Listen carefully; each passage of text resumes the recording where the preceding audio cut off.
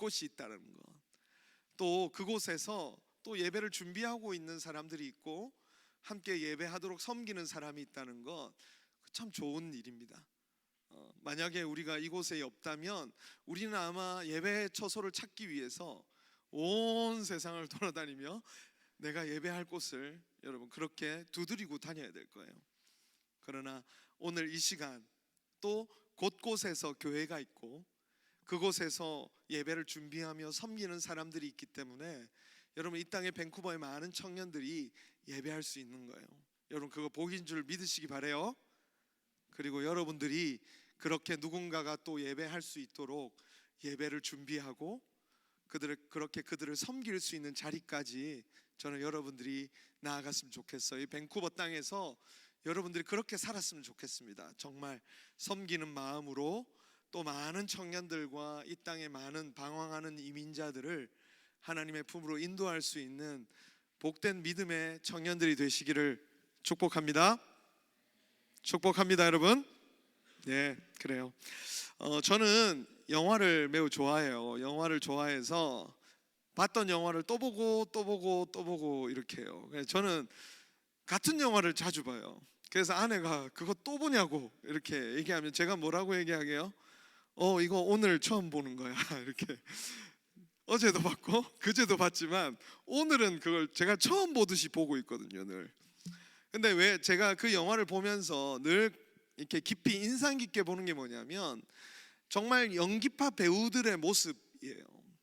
처음에는 단역으로 출발했던 그 사람들이 점점 어느 순간은 대배우가 되기까지 성장하는 모습을 보고 또 그들이 만들어내는 어떤 그 캐릭터를 보는 것에 대한 굉장한 어떤 감동이 있더라고요. 그래서 저는 영화 보는 걸 좋아해요. 그런데 여러분 그 사람이 대배우가 되기 위해서 어떤 과정을 거치는지 들어봤습니까? 우리가 알고 있는 황정민이라는 배우, 또 이름만 대면 알만한 그 배우들이 여러분 무명 기간이 짧았던 게 아니라는 사실이에요.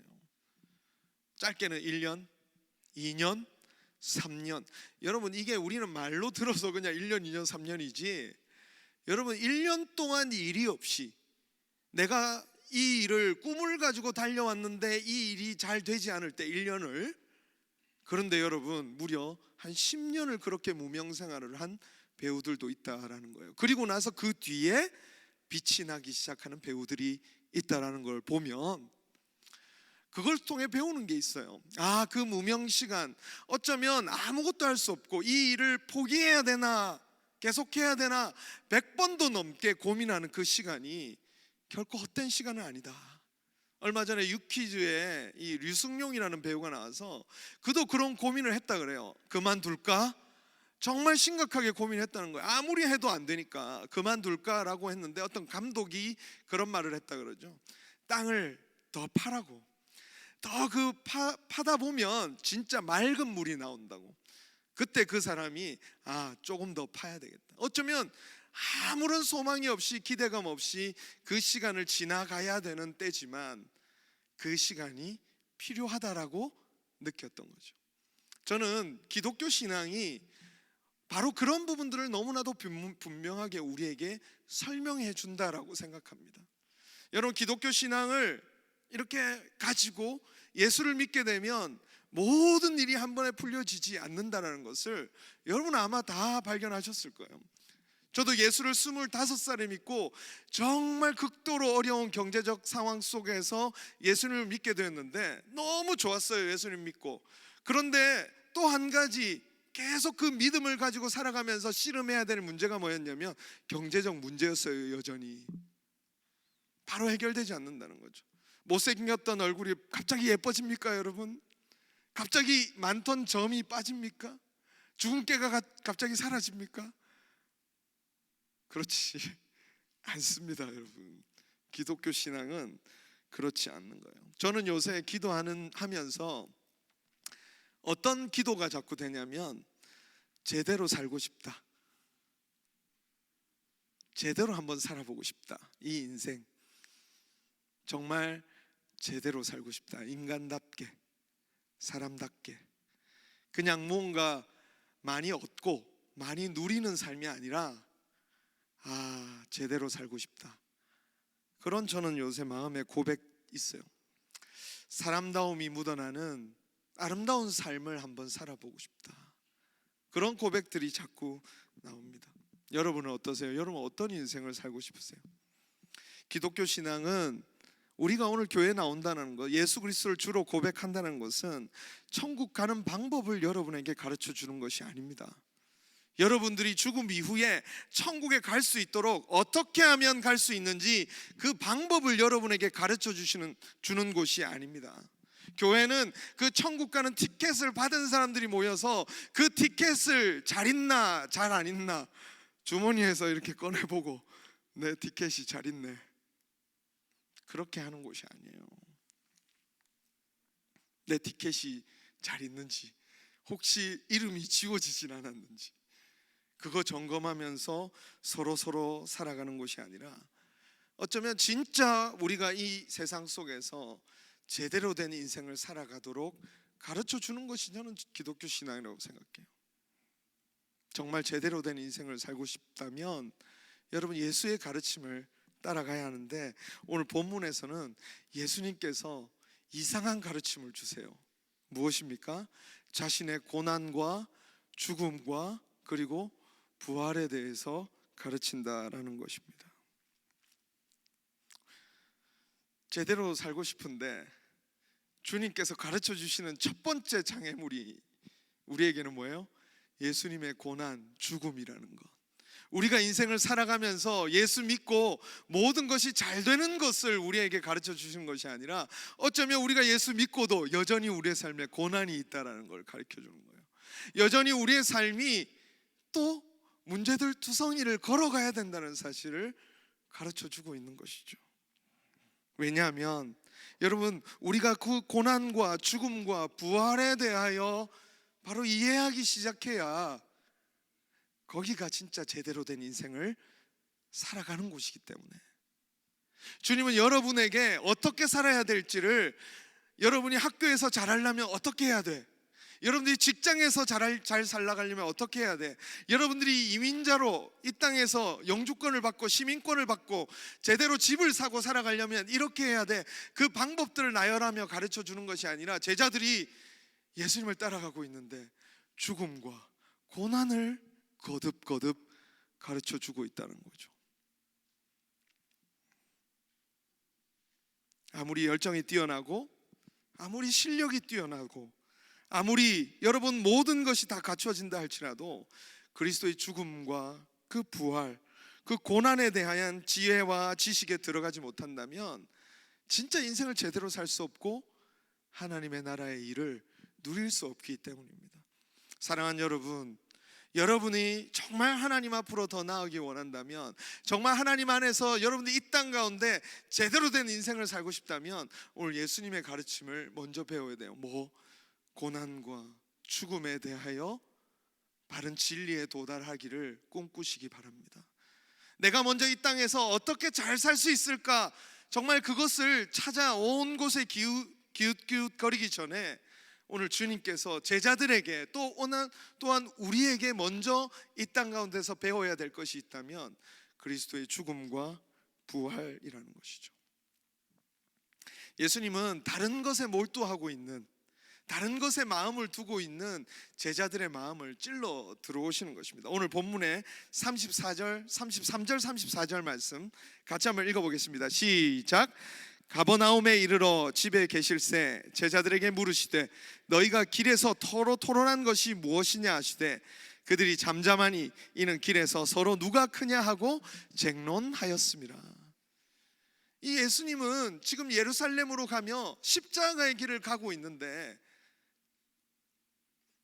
제자들에게 물어보는 거예요. 야, 너희들 그 길에서 뭐 가지고 토론하고 있었어? 너희의 그 디스커션의 제목이 뭐야? 근데 제자들이 뭐라고 얘기합니까? 누가 크냐? 기습 질문을 던진 거예요. 기습 질문을.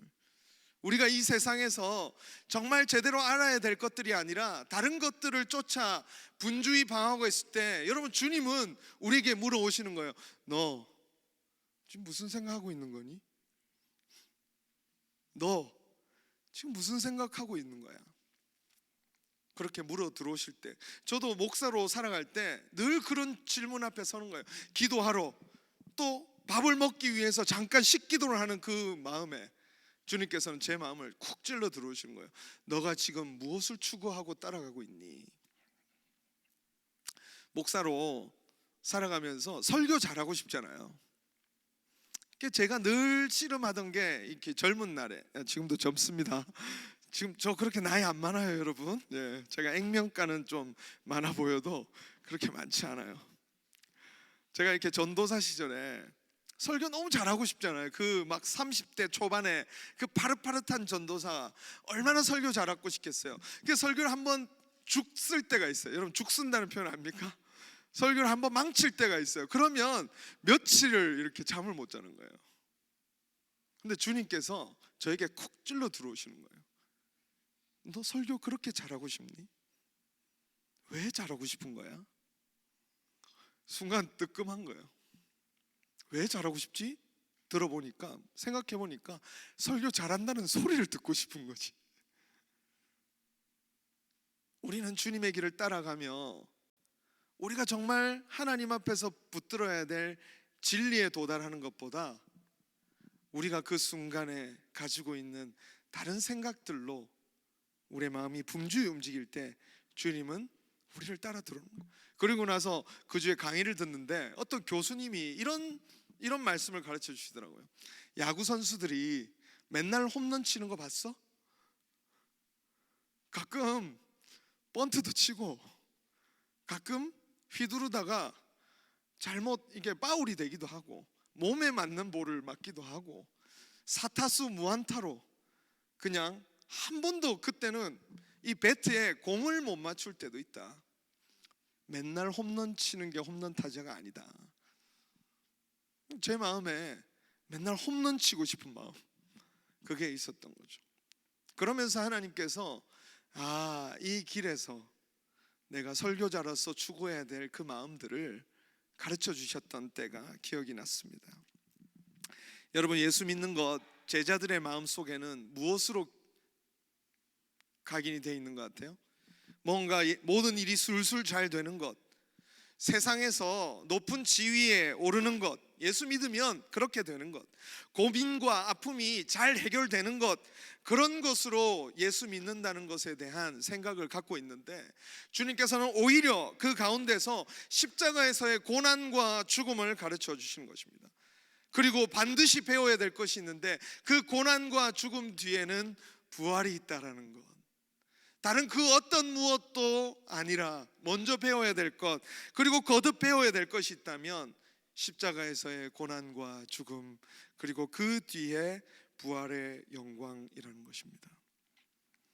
젊은 날에 여러분, 죽음이라는 것을 묵상할 때가 잘 없잖아요. 그런데 여러분, 우리의 인생 가운데 이 젊은 때에 여러분이 해야 될 일이 있다면 죽음이 가져올 영광이 무엇인지를 배우기를 힘써야 됩니다. 낮아짐이 가져올 영광, 섬김이 가져올 영광이 무엇인지를 깊이 가슴에 배워야 돼요. 여러분이 낮아지고 없어지고 어쩌면 내 이름이 사라지는 현장일지라도 그것 뒤에 영광스러운 미래가, 열매가 올 것이다 라는 것을 여러분 제대로 여러분의 삶을 통해 배웠으면 좋겠습니다. 그걸 배우는 사람이 많지 않아요. 죽음과 고통은 어떤 거예요? 그냥 싫은 것, 우리에게는 당장 피해야 할 것, 내 삶에서 사라져야 될 것. 고통의 문제는 당장 예수 믿으면 없어져야 되고 하나님이 천군 천사를 동원해서 내 삶의 모든 문제를 해결해 주는 것, 그래서 기도하는 것, 그것이 기독교 신앙이라고 생각하고 있지만 오히려 예수님은 전혀 다른 방식으로 오히려 죽음과 고난의 길을 걸어가야 된다. 그게 우리의 길이다. 너희들이 걸어가야 될 길이고 내가 걸어가야 될 길이다라고 얘기하는 거죠. 여러분, 이것이 여러분에게 많이 들었잖아요. 여러분 십자가를 맨날 묵상하잖아요. 근데 여러분의 삶에 고통스러운 그 현실을 해결되지 않은 채 걸어가야 된다라고 하면 여러분 정말 예수 믿겠습니까? 정말 예수 믿을 거예요? 여러분 예수 믿으면 여러분의 삶이 모두가 잘 풀리는 게 아니에요. 직장이 잘 안 될 수도 있고, 여러분이 간절히 바라던 문제가 해결되지 않을 수도 있어요. 그래도 예수 믿겠습니까? 어쩌면 제자들에게는 그 질문으로 느껴지는 거죠. 요셉을 묘사한 성경이 있습니다. 창세기 39장 2절 말씀 같이 읽어보겠습니다. 시작. 여호와께서 요셉과 함께 계심으로 그가 형통한 자가 되어 그의 주인 애굽 사람의 집에 있으니. 여러분 요셉을 묘사하는데 어떤 자가 되었다고요? 형통한 자가 되어. 여기 보면 영어로요, 여러분 he prospered라고 되어 있어요. prosperity, 번영이 이의 삶의 여러분 모습입니까? 지금 어느 집에 있어요? 그의 주인 애굽 사람의 집에 지금 노예로 잡혀 들어가 있는데, 그걸 뭐라고 표현한다고요? 번영하고 있다. 그의 삶이 지금 아주 번성하고 있다, 아주 형통하다라고 표현되고 있는 거예요. 세상이 말하는 형통의 기준에서 보면 요셉은 전혀 말도 안 해요. 우리가 생각할 때는 어떤 게 형통해요? 형들이 요셉을 죽이기 위해서 구덩이를 파고 있을 때 우리가 생각하는 형통은 갑자기 귀인이 나타나서 형들을 싹 물리치고, 그리고 요셉이 형들의 죽임의 위협을 피해서 오히려 형들은 다 벌을 받고 요셉이 승리하는 그 이야기를 우리는 형통이라고 생각할 거예요. 감옥에 갇혔습니다. 감옥에서 자기를 기억해줘야 될 그 왕의 신하들이 있었어요. 우리가 생각하는 형통이라는 것은, 그래 이때지, 이제 드디어 요셉이 형통할 때가 왔구나. 왕의 신하들이 이 요셉을 기억해서 그 감옥에서 풀어주는 때, 그것을 우리는 형통이라고 생각하는 거죠. 근데 여러분 아시죠? 성경에서 요셉은 2년이나 더 그 감옥에 있습니다. 여러분 이걸 형통이라고 계속 성경은 얘기하고 있는 거죠. 그러나 하나님은 고통스러운 시간이지만, 문제가 해결되지 않은 시간이지만, 그것이 하나님의 손에서 분명히 이루어지고 있는 일이 있기 때문에, 고통스러운 시간이지만 인간 요셉은 자기 꿈이 꺾였습니다. 가족들과 함께 하는 시간이 꺾였습니다. 여러 가지 이해할 수 없는 삶으로 들어갔습니다. 그런데 하나님께서 그 시간을 빚으시는 그 열심을 기다리며 묵묵히 그 시간을 걸어 들어가고 있는 것, 그것을 형통이라고 말하고 있다는 거예요. 여러분 이거 받아들일 수 있겠냐는 거죠. 기독교 신앙은 여러분 여기에서 출발하는 거예요. 여러분이 예수 믿고 여러분이 바라는 직장에 들어가는 것, 여러분이 꿈꾸는 결혼하는 것, 여러분이 나중에 미래에 아주 어렸을 때부터 생각했던 그 꿈을 하나님께서 이루어 주시는 것을 형통이라고 얘기하지 않고, 오히려 아무것도 보장된 것이 없어요. 지금은 어쩌면 막막한 그 가시밭길 같은 길을 걸어가야 돼요. 그런데 여러분이 하나님께서 분명히 하실 일이 있다는 걸 알고 그 길을 걸어가는 것, 그걸 믿음이라고 부르는 거예요. 여러분 믿을 수 있겠어요? 이 예수를? 여러분 이 예수님을 여러분 믿을 수 있겠습니까? 제자들에게 도전하고 있는 이 예수님을 여러분 따라갈 수 있겠어요? 나는 죽을 거야, 나는 십자가에 죽을 거야 라고 말하는 예수를 따라갈 수 있겠냐는 거죠. 이게 망하는 거 아닌가?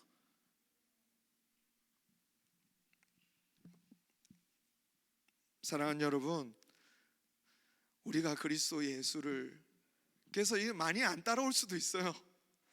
그런데 여러분에게 정말 강권하는 것은 그리스도의 복음과 그 진리, 예수 그리스도의 고난과 죽음, 그 부활의 영광을 더 아는 자리로 들어갈 수 있기를 여러분 축원합니다. 여러분 그 길을 가야 돼요. 예수 믿으러 왔다면 여러분들이 예수를 통해서 뭔가 승리하고 뭔가 내가 원하는 것을 얻는 기독교가 아니라, 여러분 주님이 지금 가고 계신 곳, 어쩌면 그곳이 가시밭길과 고난일지 모르겠지만 그 길을 가는 게 여러분 진짜 예수를 믿는 길이라는 것을 여러분 아셨으면 좋겠습니다. 로마서 11장 33절, 깊도다 하나님의 지혜와 지식에 풍성하며 그의 판단은 헤아리지 못할 것이며 그의 길은 찾지 못할 것이로다. 여러분 깊도다 하나님의 지혜와 지식에 풍성하며, 이 길이 어쩌면 여러분 죽는 길이고 끝나는 길인 것 같지만 그렇지 않다는 거예요. 하나님이 그 길 가운데 부활의 영광을 놔뒀다. 그래서 죽음을 배우고 고난을 배우는 사람이 진짜 성도로서 하나님께서 부르신 그 길을 가더라는 거죠. 여러분, 세상에서도요, 여러분 죽음을 배우는 것에 대한 가치를 아는 사람들이 있어요. 여러분, 맹자 아시죠? 맹자 엄마의 그 아주 애들 공부시키려고 하는 그 마음에 대한 한자가 있어요. 맹모삼천지교라는 말이 있어요. 들어본 적 있어요? 네, 없어도 돼요. 네.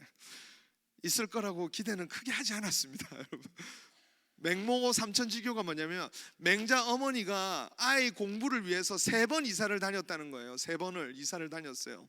어디로? 서당 앞으로, 그리고 무덤 앞으로, 시장 앞으로, 이렇게 3번을 이사 다닌 거예요. 처음에 무덤 앞으로 갔더니 얘가 맨날 곡소리만 내는 거죠. 아, 이사를 잘못 왔구나. 엄마가 집을 옮겨서 시장통에 간 거죠. 시장통에 가니까 이 맹자가 또 어떻게 해요? 계속 골라 이렇게 하고. 여러분, 골라 뭔지 알아요? 이것도 1,000원, 이거는 2,000원, 골라 죄송합니다. 네, 부끄럽네요. 그리고 계속 그걸 따라하니까 그 다음에는 이제 서당에 간 거예요. 비로소 그 서당에서 공부를 하기 시작했다. 그래서 이사를 잘 가야 된다. 이게 사실 전통적인 해석이었는데, 최근에 학자들이 생각한 그 맹자 어머니의 진짜 똑똑함은 뭐냐면, 맹자에게 정말 가르쳐 준 게 뭐냐면 죽음을 먼저 가르쳐 줬다는 거예요. 무덤가로 이사 간 게 사람은 언젠가 죽을 수밖에 없다는 것을 가르쳐 줬다. 그게 맹자 어머니가 그에게 정말 좋은 교육의 첫 번째 길을 열었다 라고 이렇게 평가하는 거죠. 그리고 나서 어디로 이사 갑니까? 죽음을 알았으니까, 사람은 죽을 수밖에 없는 인생인 걸 알았으니까 이제 시장에 가니까 이제 사람들이 막 살고 있는 걸 보니까 그 생동감 넘치는 인생에 대해서 또 배우고, 그리고 나서 이제 서당으로 공부, 학업의 길로 들어서니까 그의 공부가 진짜 길로 들어섰다라는 거죠. 여러분들이 진짜 예수 믿기 위해서 이곳에 나왔고, 여러분들이 정말 이 세상 가운데 하나님이 기뻐하시는 삶을 살고자 이곳에 나왔다면, 여러분, 우리가 배워야 될 것은 죽음입니다.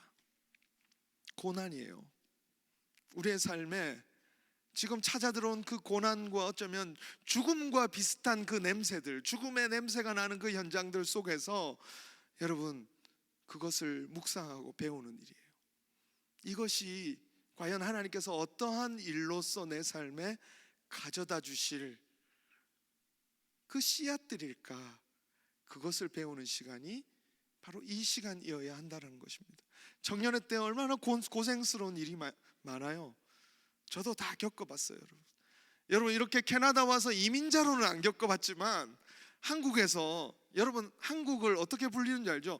헬조선이에요. 헬조선. 물론 여기 헬조선 떠나서 여기 온 친구들도 있겠지만 정말 고통스러운 청년기를 보내며 정말 고통 많이 했어요.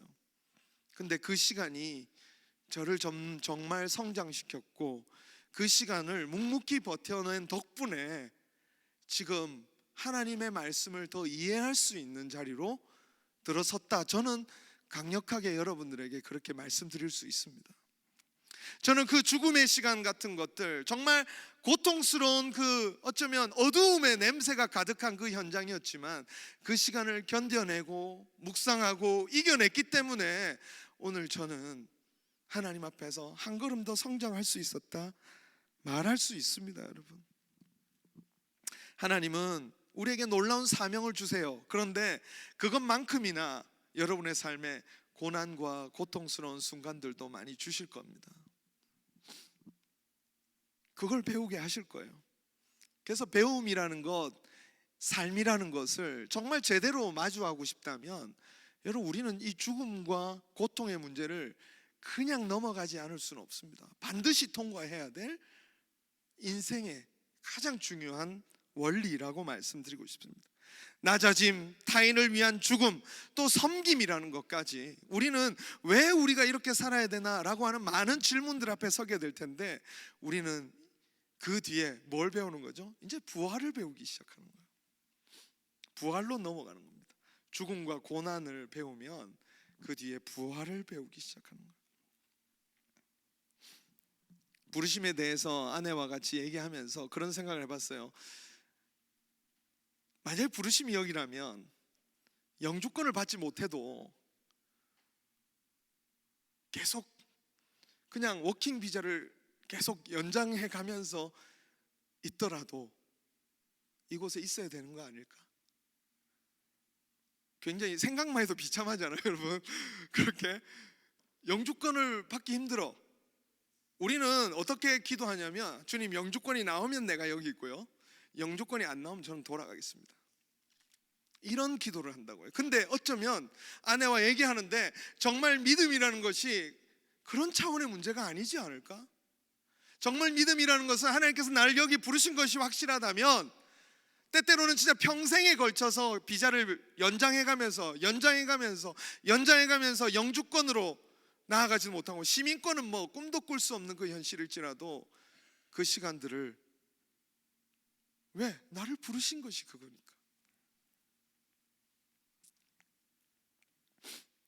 저번에 우리 선교사님 오셨을 때 말레이시아 선교사님이 비행기 타고 이렇게 오지에 성경을 이렇게 갖다 주러 가시는데 그 비행기가 막 내리지도 못하고 이렇게 하늘을 뺑뺑 돌아야 되는 몇 시간 동안, 얼마나 두려운 그 시간이 있겠습니까? 왜 그렇게 살아야 되냐? 여러분, 예수 믿으면 그것도 선교하러 갔는데 비행기가 갑자기 하늘에 이렇게 안 좋던 바람도 좋아지고 그래야 되는 거 아니에요? 그렇지 않습니까, 여러분? 내가 믿음을 가지고 이걸 선택했는데 하나님 바로 영주권이 나와야 되는 거 아닙니까? 그러면서 바로 임하시지 이러면서 간증하고, 그게 기독교라고 우리는 생각하는 거죠. 근데 오히려 아무것도 보이지 않는 그 죽음의 문턱 같은 곳을 지나가는데 우리를 붙잡아 주는 것이 있어요. 그게 부활입니다. 부활. 죽음과 고난, 그 어려운 삶을 계속 지탱해 나가는데 거기서 그 삶을 붙들어 주는 게 뭐냐면 부활이라는 거예요. 부활이라는 거. 이거는 마치 뭐냐면 축구를 막 보고 있는데 우리 한국이 2대1로 지고 있는 거예요. 너무 겁나는 거야. 이대로 지면 없다지. 그 상대가 일본이야. 야, 이거 어떡하지? 하필 그게 3.1절이네. 그러면 막 가슴이 막 어떻게 돼요? 막 일본 분들, 저 일본 사랑합니다, 여러분. 니온 아이시테루 니온. 저 옛날 일본 선교에 대한 마음도 있었던 사람입니다. 아이시테루 니온. 예. 그러나 축구는 질 수 없잖아요, 여러분. 근데 2대1로 여러분 지고 있는 거지. 지대로 지면 진짜 어떡하냐 막 그러고 있는데 옆에 있는 친구는 안 쪼는 거야. 안 쫄아. 알고 보니 뭐예요? 그게 식당에서 같이 딱 축구를 보고 있는데 그게 재방송이었던 거지. 친구는 결과를 알고 있었던 거야. 그날 3대2로 역전승을 했다는 것을. 그러니까 쫄지 않는 거예요. 부활이 마치 우리에게 그런 것입니다. 우리가 고난스러운 길을 가고 정말 가시밭길 같은 길을 가서 이게 뭐냐고, 이게 지금 하나님 내가 이렇게 선택했으면 하나님이 모든 것을 단번에 바꿔줘야 되는 게 하나님의 나라고 역사 아닙니까? 내가 이렇게 선택했잖아요. 내가 이렇게 하나님 앞에서 이렇게 결정했잖아요. 그러면 하나님이 이 모든 것을 놀랍게 천군 천사들 동원해가지고 저 악한 사람들은 다 물찌르시고 나에게는 영광스러운 승리의 면류관을 주님 주셔야 되는 거 아닙니까? 그런데 그게 현실 속에서 일어나지 않을 때 우리를 붙잡아 주는 것이 그 고난과 안타까운 그 현실 뒤에 부활이 기다리고 있다. 죽음이 죽음으로 끝이 아니다. 그것으로 결코 끝나는 것이 아니라 다시 삶으로 이어진다. 영광스러운 삶으로 이어진다. 롤러코스터를 타면 저는 싫어해요. 저는 롤러코스터 타는 거 무서워하거든요. 근데 롤러코스터 타보세요. 여러분 여러분 떨어져요? 안 떨어져요? 절대 안 떨어집니다, 여러분. 물론 가끔 이 세상에 사람들이 하는 일에는 실수가 있습니다. 그러나 여러분 롤러코스터를 늘 떨어지진 않잖아요. 그러니까 절대 안 떨어져요. 안전벨트가 있고 사람이 떨어지지 않도록 설계되어 있어요. 그걸 아는 사람들은 그 스릴을 즐기기 시작하는 거죠. 힘들고 어렵고 피하고 싶지만 어느 순간 그 속에서 그걸 누릴 수 있는 자리로 나아가게 됩니다. 여러분, 그래서요, 여러분, 섬김이라는 것, 낮아진다는 것은 여러분 의무이기도 하지만 우리에게는 특권입니다. 특권. 왜?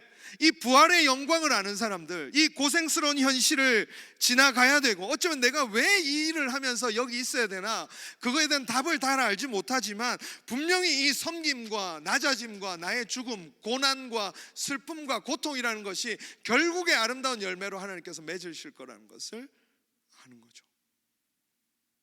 그게 신앙이에요. 그게 신앙. 죽음을 이긴 생명이 거기 있기 때문에 죽음이 결코 우리에게 영향력을 미칠 수 없다는 사실을 아는 사람이기 때문에 현실이 지금 고단해도 계속 그렇게 달려 들어가는 거죠. 사도행전 4장 33절 35절에 보면 부활을 들은 사람들이 하는 행동이 나옵니다. 같이 한번 읽어보겠습니다. 시작. 사도들이 무리가 큰 은혜를 받아 그 중에 가난한 사람이 없으니 이는 밭과 집 있는 자는 팔아 그 판 것의 값을 가져다가 사도들의 발 앞에 두매 그들이 각 사람의 필요를 따라 나누어 줌이라. 여러분, 부활을 증언하고 그 부활의 영광을 맛본 사람들이 초대교회에서 한 일이 뭐예요?